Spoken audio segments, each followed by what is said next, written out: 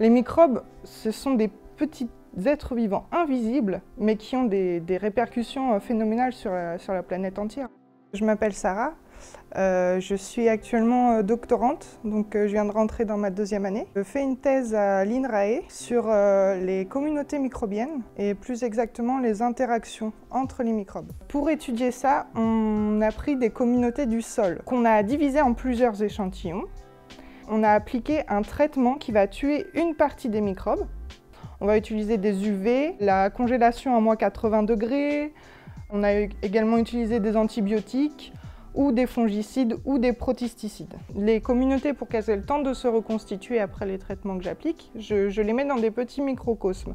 Donc c'est une flasque en verre où il y a un peu de sol stérile, donc qui ne contient plus aucun microbe. Et moi, je rajoute donc la communauté que je veux dedans. Et ensuite, on va permettre à la communauté de se reconstituer et on va voir les microbes qu'on a tués, comment ils influençaient la communauté en regardant ce qui reste en fait, comment la communauté a évolué après qu'on ait enlevé ces microbes. Moi, ma thèse, elle est plutôt fondamentale, c'est-à-dire qu'on ne va pas chercher une solution à un problème, mais on va essayer de comprendre un mécanisme. On essaye de comprendre vraiment comment interagissent les micro-organismes entre eux et surtout comment ces interactions vont influencer la constitution de la communauté. Donc dans mon métier, il n'y a pas vraiment de journée type.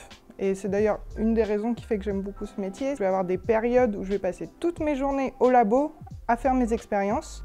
Je vais avoir un laboratoire où je vais pouvoir manipuler les micro-organismes. Donc pour cela, il faut des hôtes, ce qu'on appelle des hôtes à flux laminaire, qui permettent en fait que quand on ouvre un échantillon, il n'y ait pas de contamination, parce qu'il y a des micro-organismes partout dans l'air ambiant. Une fois que j'ai fini ces expériences, je vais récolter des données, et du coup, il va commencer une autre période où là, je vais passer toutes mes journées au bureau, devant mon ordinateur, à analyser mes données.